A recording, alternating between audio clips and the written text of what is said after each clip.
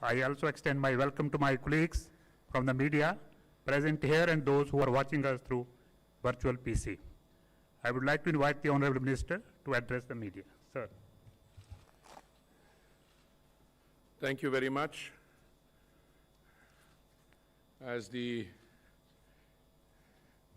PIO said, I'm joined by my colleagues and the CMD of Air India. I'm grateful to our host today for organizing yet another interactive session with all of you. We have been meeting periodically to share information about our plans on various issues relating to the civil aviation sector. I recall at least 4 or 5 such interactions when we discussed, evacuation flights. First of all, in the immediate aftermath of the lockdown, bringing people back from Wuhan, from other COVID hotspots, from Lifeline Udan, where we brought back 1,500 tons of cargo from outside, transported about 950 tons of cargo within the country, exported 30 tons of cargo to our friends in other countries. Vande Bharat mission, which started on 6th May, with very modest objectives at that point of time. Today we have already, I think, carried both into the country and out more than 2.3 million people, as against the original assessment based on registration of people of 2 lakhs.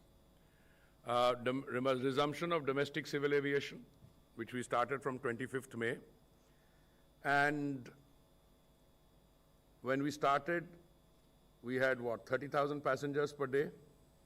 Today, I'm very happy that the figures I have of yesterday was close to 174,000. And it's my expectation that by the time we reach Diwali, and between Diwali and the end of the year, we should be looking at figures which resemble pre-COVID levels. May I also say that one issue which has never been missing in the interactive part of our sessions has been the Air India question. Whether it was on my agenda or not, I'm sure that both the questions which came in advance, and all of you have already expressed an interest. Let me start by sharing with you, and I want to give you news as it is breaking, if I may use your term. Secretary will confirm, has the notification issued? It has issued. Okay. Otherwise, I was going to say it's going to issue very shortly. Just issued. Thank you, as Tuhinji is telling me. We had a meeting of the ISM chaired by the Honorable Home Minister yesterday. We had a meeting actually 1 or 2 days ago. We had a follow-up meeting amongst the ministers, and we've taken certain decisions which I will share with you in a few minutes. But I want to give you the broad background to this process. Most of you are familiar with Air India, its services to the country. I have on more than one occasion said that it is a fine asset. It services during the pre-COVID period about 40 international destinations and about 80 domestic points of call. During COVID, where other airlines have either diminished or curtailed their operations, Air India has actually added other foreign destinations during the COVID period, and I'm sure CMD Air India would be very happy to share the details if you have interest. It has trained experienced manpower, and both its cockpit crew, cabin crew, and the people who service it are an asset for the airline. It's also a Star Alliance partner, Now, all of you are aware that in spite of all the nice things I'm saying about Air India, the fact is that the privatization of Air India, or divestment or disinvestment, whatever term you want to use, has been on the agenda of the government for some time. The first disinvestment process, I think, started in the year 2017. At that point of time, the intention was to disinvest 76% equity in the airline, and 24% was to be retained by the government. After the cabinet approval in June 2017, ISEM, in its first meeting held in September-October 2018, gave a go-ahead for inviting an EOI, or an expression of interest. The PIM was floated on 28th March with the last date of 31st May 2018. And with all due humility and seriousness, I can say that if I were a bidder and I had looked at the terms of the 2017 bid, I personally would have also had some doubts. Because if you want to give up 76%, retain 74% with all the other ifs and buts attached, somebody could legitimately ask, why are you going down this road if you don't want to let go? Now, I want to fast forward from that, and it's no surprise that we did not receive any response to that invitation for an EOI. The current disinvestment process began in 2020, and I want to also situate myself in this. I had the privilege of being given charge of this ministry in June 2019, and when we were looking at it, of course, the lead ministry for the privatization is the Ministry of Finance and DIPAM, but as the line minister, we participated, and we floated the expression of interest on 27 January 2020, and the last date was kept in March 2020. The proposal then was to strategically disinvest 100% shareholding of Government of India in Air India and Air India Express, and 50% of holding of Government of India in ISATs, with a debt approximately of 23,000 crores based on written down value, to be absorbed by the prospective buyer. The timeline for submission of the last bid have been extended due to the COVID pandemic, and the last one was up to December 30th, 2020, which is tomorrow. Now, so I'm often asked, well, are you serious? Well, I'll tell you very frankly, the seriousness of the government is reflected in the altered parameters which were incorporated in the second bid, point one. Point two, the delays, very frankly, took place because, a process which was to commence end March suddenly saw the COVID lockdown, and we had a situation where there was a complete domestic lockdown from about March 23rd. Both civil aviation, we were able to resume domestic only end May. So these extensions and all the expressions of interest verbally that the transaction advisor and DIPAM were receiving, including calls to my colleagues, everybody said, give us a little time because we want to see not only what this is, to be able to travel, but also to see how the pandemic is going to affect the overall quality of what is being put on offer. So we reviewed this in the context of the new situation, and in a recent meeting of the ISEM, which I think was 3 days ago, 4 days ago, after detailed preparation, I want to now underline that detailed preparation means several meetings at Joint Secretary, Financial Advisor level, many meetings at Secretary's level, and then by the committee headed by the Cabinet Secretary.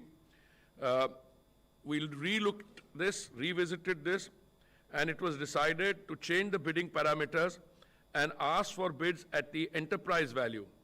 That is, the bids will be invited on equity and debt basis.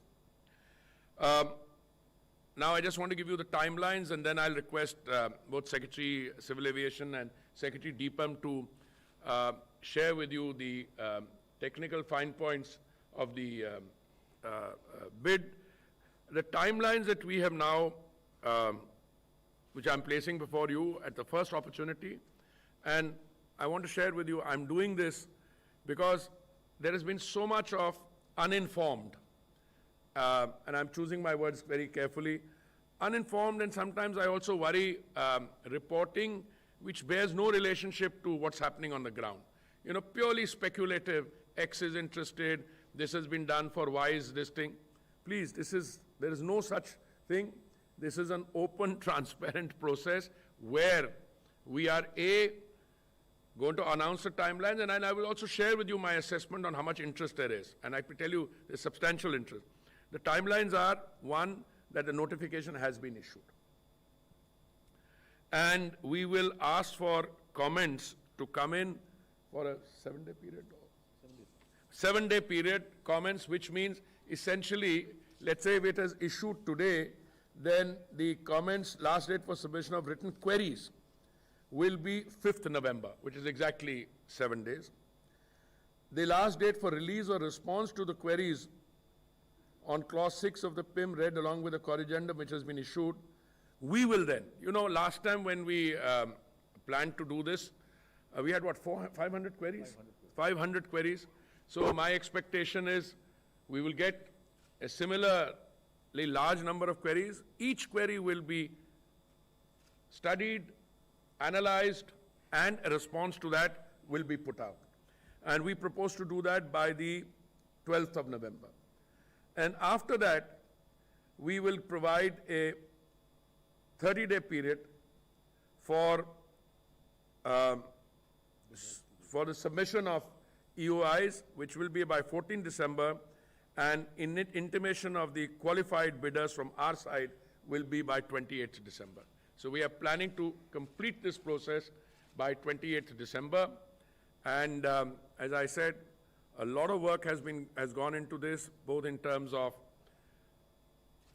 interministerial deliberation between the nodal part of the government, which is DPAM, all the concerned other actors.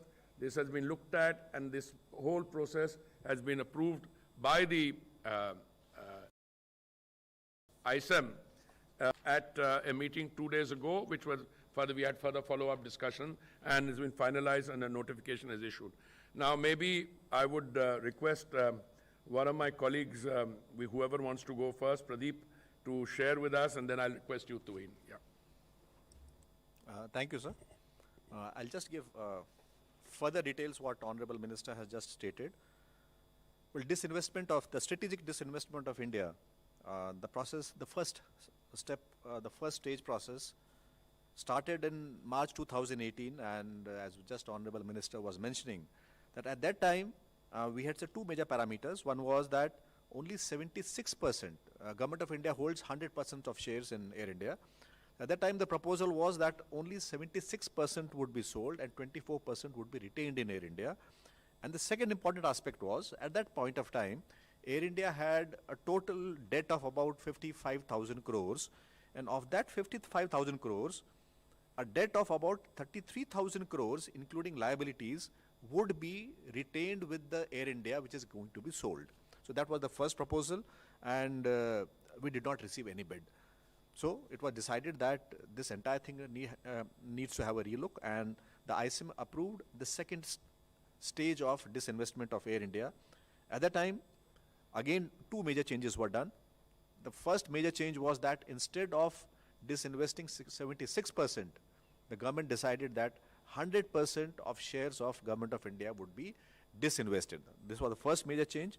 And the second major change was that earlier it was said that about 33,000 crores of debt will go along with Air India. So it was felt that this was not a really sustainable level of debt.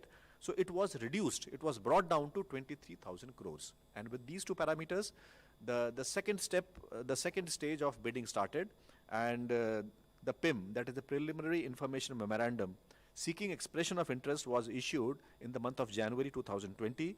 And the last date was in March, but then the COVID came, and there were about 4 extensions. And as per the previous system, the last date for filing nomination was this month end.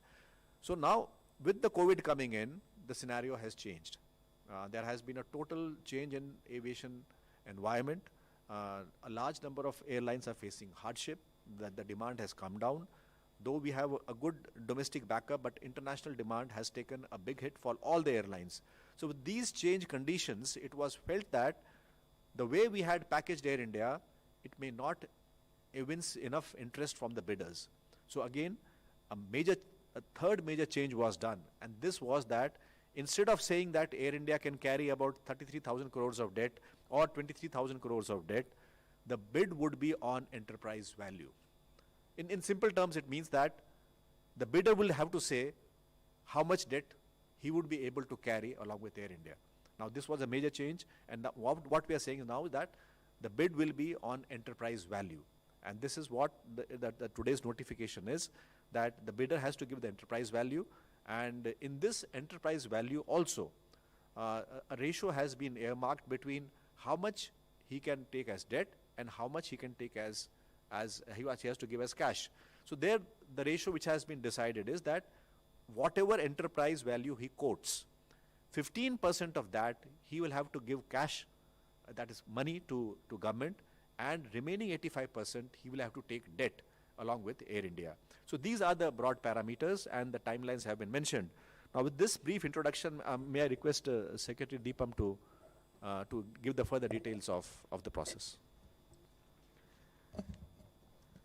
Respected Minister has already explained the issues quite succinctly, and also my senior colleague Mr. Kharola has also. I'll just on the structure of the transactions, I'd like to just make a few clarifications. One, what has changed? What has changed today is that from a fixed debt level, we are saying we are not now predetermined level, we are not determining. So but that does not mean it is becoming debt free. The point is that what is the level of debt which will go along with the Air India will be determined in the market rather than we fixing a priori. And why are we doing it? Because it's a very uncertain environment. In an uncertain environment, anything trying to fix on any criteria, there will be a counter question that, look, this criteria is not valid. So rather than, putting ourselves into shackles in an uncertain environment, we are unshackling it. So this doesn't mean that the valuation in any way is going to be affected by that. What is going to be the value will be discovered in the market through a bidding process. All what has changed is we are unshackling this process a priori at the EOI stage. Because there are two stages to this transaction. One is the EOI, where the people express the expression of interest, and then the selected bidders, they go through the detailed due diligence process of going into contracts, assets, and so on, and then make a financial bid. Since in the PIM we had said we fix a debt level, which means that debt level getting fixed means what will be the quoted by them in the RFP will be the equity value. Now what we are saying is the debt level is not fixed. It could be variable, but it will be discovered in the market through the highest bidding process. So what will be they quoting? They will be quoting the market value of equity and debt as assessed by the bidder, which is exactly enterprise value. So today in the corrigendum we have issued, we have defined what is the enterprise value that we have. What has not changed is the level of liabilities other than debt. Which was fixed in the last PIM of 27 January. That was a new construct which came, which was a very big improvement over 2018 process, was the Air India had huge liability as on March 2019 of the order of 25,000 crore, current liabilities. Against that, there were only about 8,700 crores of current assets. So which means that a lot of liabilities, current liabilities, which means, the dues to the oil companies, dues to the airport authority, things like that, which are the current dues. So that would have also been burdensome for anybody new. So what we had, the construct we had at the time, that the net current liability will be zero, which means the liabilities, current liabilities will be matched with current and non-current assets. That has not changed. So that remains what was there in 27 January PIM, that has also remained this. So the only change we have done is that the debt level which was prefixed, that has been now unshackled, and therefore the enterprise value bidding can take place. So this is on the structure, and we have also on another clause which was relating to the assets, which was again tightening the process right at the EOI stage, that we have said that again it will go to the RFP stage, which will also be, along with the other clauses, it will be finalized. So 85% and 15% I'll just add on. That 15% is the minimum cash consideration, which means it does not mean that the bidders cannot quote higher cash than that. They can actually even take 100% cash consideration also, but in order to maintain a certain level of transparency and equality, 15% is the minimum requirement. If they offer more, I mean, it will lead to less debt, but they will not get any preference for bid evaluation. So for bid evaluation consideration, higher the EV, the better your bid is. And the highest EV gets it. But anybody quoting any EV will have to give minimum 15% of his quote as cash. However, he can give even 100% cash also. So in a way, this construct is highly, opens up a range of bidders, while it also brings in the skin in the game for any bidder who comes. So it is not that somebody says, I'll take 100% debt. That option is not available. 15% minimum cash is available. So these are the corrigendum which we have been issued today.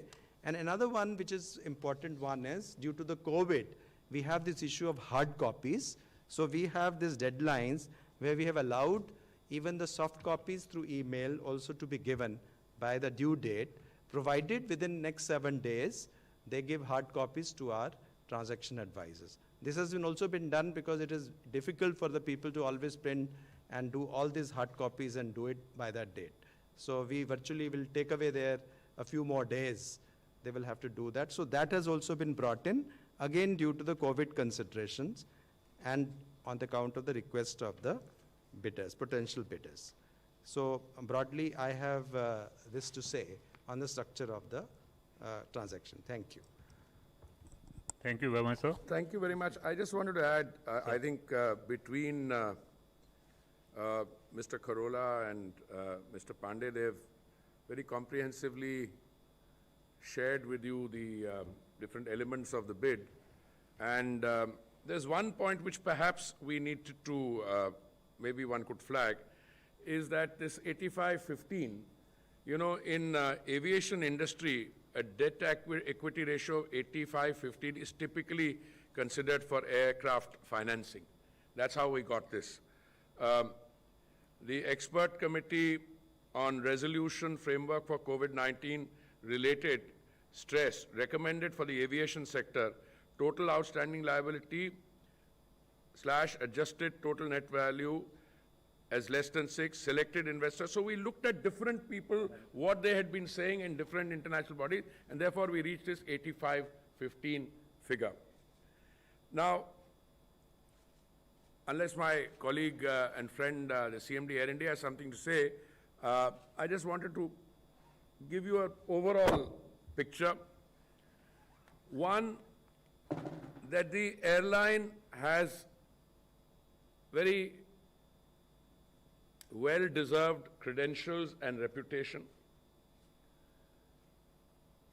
What is being privatized is a running airline, as against other ventures in the market where, the entity stops functioning and then people come and look at it as a kind of a garage sale which is fire. This is a running entity. During the COVID period, if Air India CMD wants to add in, they actually did very well in terms of their economic performance also. And but it's the accumulated debt, which Secretary did not point out. He mentioned an earlier figure of 54,000 crores, but when we reached 31st March this year, I think the figure was 60,000 crores. Now, therefore, running airline when its performance is doing well, I'm again sharing with you that my own personal view is that airline business is one in which private sector operators who do business according to the norms and practices there are better equipped to deal with such situation rather than government.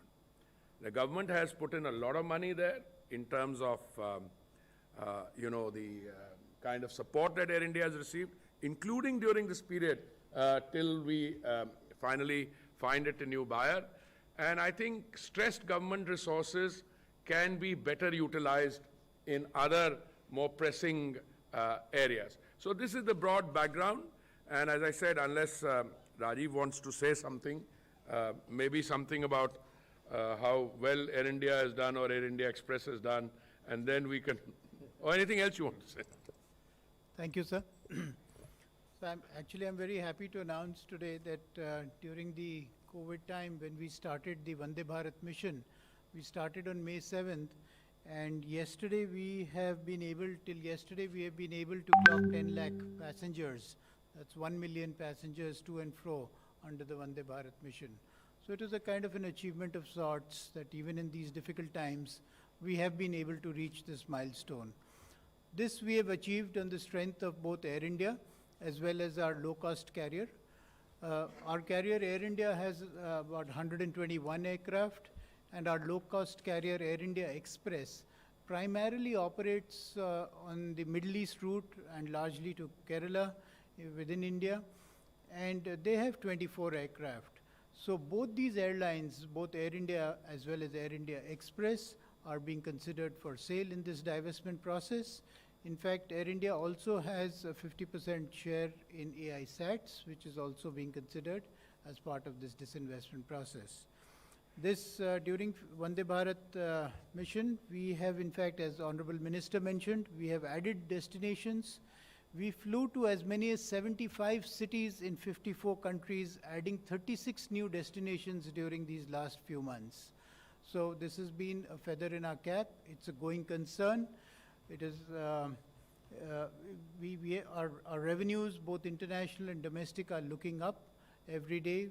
We do feel that the worst of the COVID crisis and its impact on our airline is over, and there are only better times ahead. That's all. Thank you. Thank you very much, sir. So first we take online question. The government has been keen on reviving tourism in the country. Is the government considering on reopening tourist visa and e-visa anytime soon? The way this question is formulated, it becomes easy for me to give an answer. Whether you're considering, yes, the answer is yes. Because let me tell you, as somebody who's related to the tourism industry from the point of view of the air carriers, from the point of view of the airports, because the tourism sector is part of that. So I can tell you, we have opened up all visas other than foreign tourists. And I think the next logical step is foreign tourists also. Domestic tourism is taking place. Yes. Make no mistake. When I look at, I have traveled in the last few weeks to Kushinagar, I have traveled to Patna, Darbhanga, I was in Lucknow day before yesterday. Domestic travel is taking place. It is for foreign tourists. Foreign tourists that I'm saying. Domestic tourism there. So. Foreign tourists, look, I think behavior of virus. So. And also I think there comes a time when it takes place suddenly. We will open up for foreign tourists, but after assessing the situation. Perfect. Yeah. 24.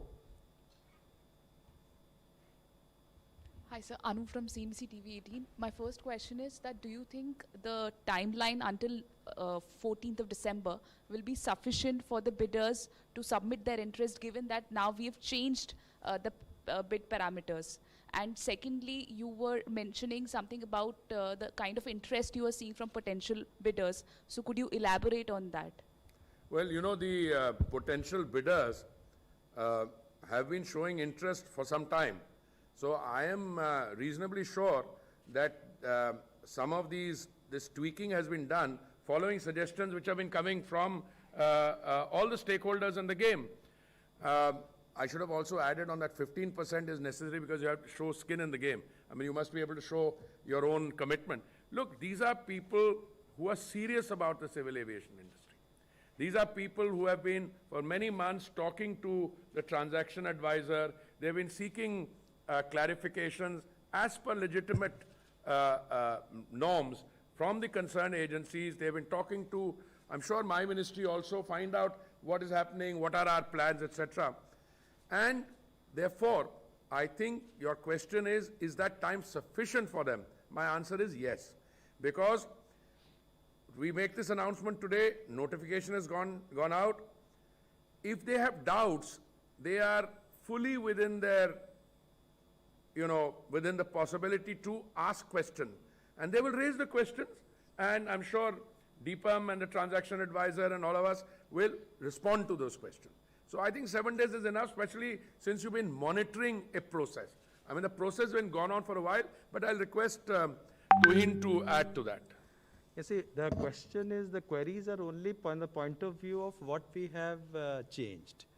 The PIM, the earlier PIM, if you say, it runs into several hundred pages, in fact. It had so many clauses. All of that has been sorted. What was not sorted was, whether or not we will have this kind of, so it's only one clause or two clauses that we are changing. The queries are restricted to that. And if you really see in business, normally enterprise value is actually calculated first. And out of that, the debt is eliminated, and that gives an equity value. So the moment we are saying that you quote the enterprise value, actually it is a broader thing. So it makes the things easier. Another online question. Yes, we.